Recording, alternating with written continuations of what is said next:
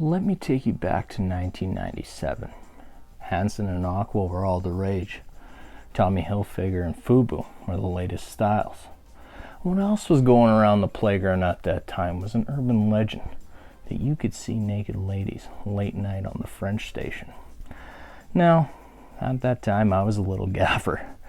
I was pretty green and naive to the ways of the naked lady. I didn't know where to see them. I didn't know where to find them. So I waddled my little butt downstairs to the TV late at night, and I watched the French station for hours on end. And let me tell you one thing, I didn't comprehend anything they said. But I did know that there were no naked ladies on that TV. I was pretty distraught. I was about to give up my search for the illustrious naked woman until one day on the playground, a kid let it slip that he got his hands on a copy of Showgirls. It was in his dad's VHS collection. And I go, Showgirls? Is that any good? He says, let me tell you, it's a movie with non-stop boobies. Now, I was like, well, fuck the French station. I need to see Showgirls now. Well, I don't know whether I was unpopular or, I didn't make the right friends to see a Showgirls viewing party at that age, or even resourceful enough to find my own copy, but I never did watch Showgirls, and it kind of just faded off into obscurity. And let's be honest, the internet took over, and you could pretty much see all the nakedness you wanted with a click of a button. So, years went by, and up until recently, I started to reminisce on these somewhat unfond memories and go, I could definitely watch this movie. Is it any good? Well, let me tell you, I watched Showgirls, and it was absolutely insane. My name's Treso, and this is a movie review from the Great White North.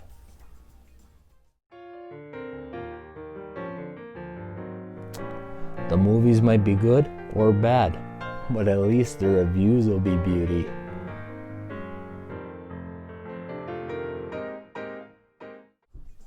Showgirls is a 1995 film directed by Paul Verhoeven, who directed such classics as RoboCop and Total Recall. Heck, you can direct movies about a robot cop, ones with Arnold Schwarzenegger on Mars.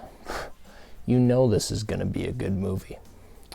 The movie is also written by Joe Esterhazy, a perverted Hungarian who penned such classics such as Basic Instinct and Sliver, which are erotic thrillers. So you can only imagine what would happen when you apply an erotic thriller model to a movie about Vegas showgirls. Well, it's easy. Trash, but enjoyable trash. And I know what people are going to say right off the bat.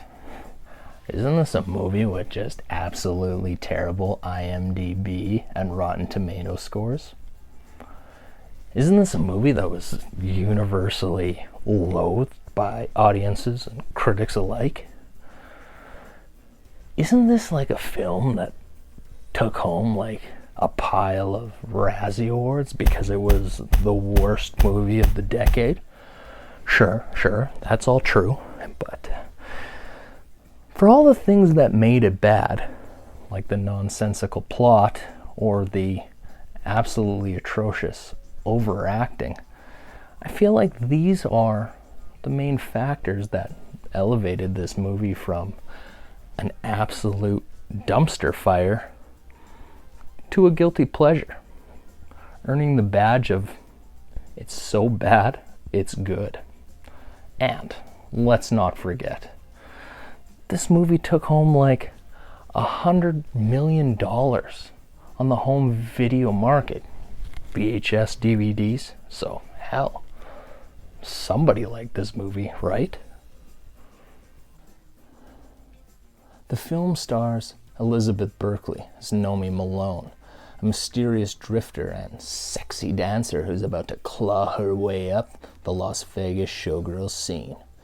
Now, to me, this might be one of the more bizarre casting choices, considering that, Elizabeth Berkley's most notable role prior to this was playing Jessie Spano in the teen sitcom Saved by the Bell, where she was a straight-A student and feminist activist. Yeesh. Straight-A student to erotic dancer. We're a long way from Bayside indeed. Rounding out the cast is the ever-hot Gina Gershon, who plays Crystal Connors, the diva star of the hit Showgirls production at the Stardust Casino, and Kyle MacLachlan as Zach Carey, Crystal's equally sexy boyfriend, entertainment director at the casino, and all-round smooth criminal. You guys already feel it. You know I love this movie. But to be honest, the movie does get bogged down in a few parts with some unneeded subplots. One of those is like a creepy stalker choreographer that's like, hey, know me, I'm a cool guy. How about you dance for me? And she's like, which, one scene is fine, but there's like 5 scenes between these two, and it's like, enough of this already. The second being like a sexual assault of her roommate, where Nomi's like, hey girl, I'm getting vengeance for you. It's like, whoa, these are all things that are out of left field. I came here to watch Showgirls. That's it, that's all. Give me my Showgirls. Any scenes dealing with the Showgirls production are just awesome. Outrageous and sexist, yes, but awesome.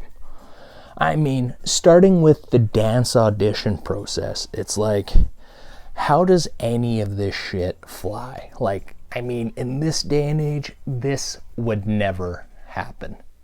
Marty, take a look at these tits.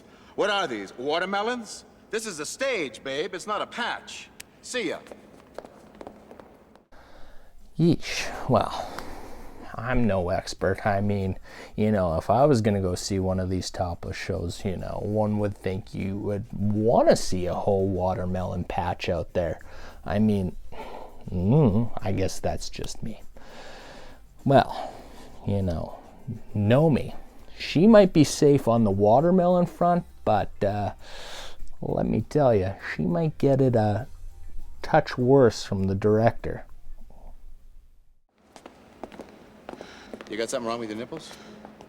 No. They're not sticking up. Stick them up. What? Play with them a little bit.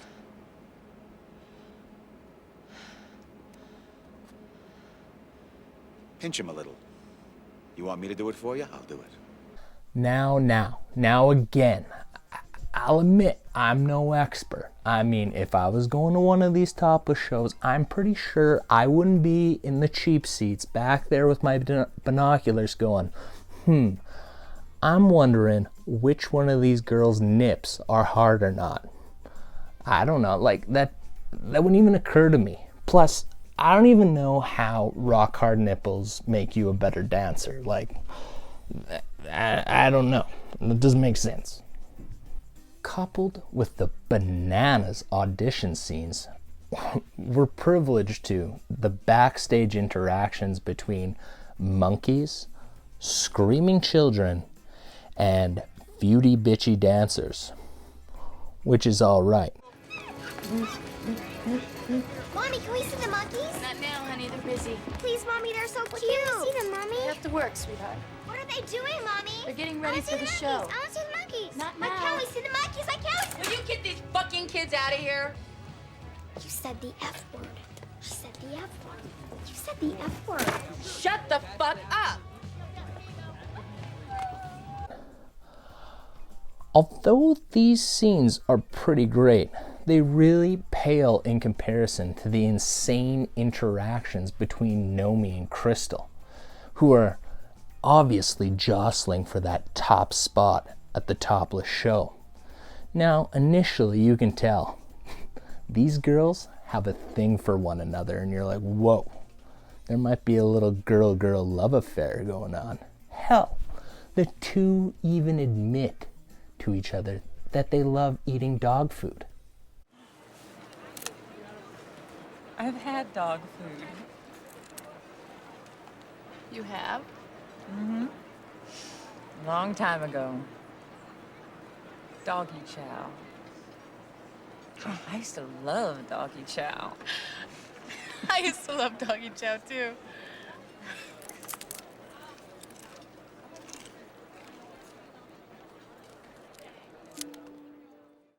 I mean, what are the chances? I mean, two Las Vegas showgirls that love eating dog food? We're on the precipice of a lesbian dream team. But unfortunately for us, it becomes a will they, won't they scenario. And it's mainly because Crystal can't cool it with the bitchy comments and keeps on insinuating that Nomi is a big old whore. I'm getting a little too old for that hoary look. You are a whore, darling. No, I'm not. You see, darling, you are a whore. Bitch.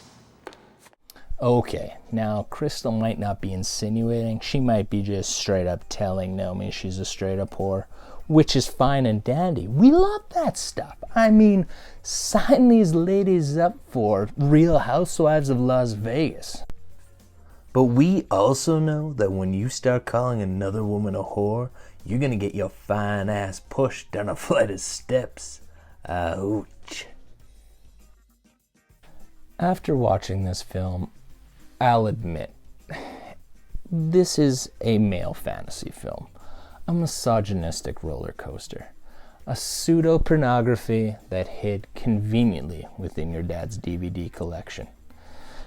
Yeah, I think it's a good movie. Is it art? Definitely not. Is it trash? Yeah, it's trash, but it's that trashy energy that has you watching from start to finish. Unsurprisingly, I give this movie a big thumbs up, provided you don't watch it with your grandma or your Christian youth group. At the end of the day, it's just a dad's guilty pleasure movie for dad's eyes only. A movie that you watch in shame by yourself. And you know what? That's okay. Nice dress. Thanks. How you bought it at Versace? Thrust it! Come on, thrust it! Bob! Okay. That's enough. Thank you, ladies.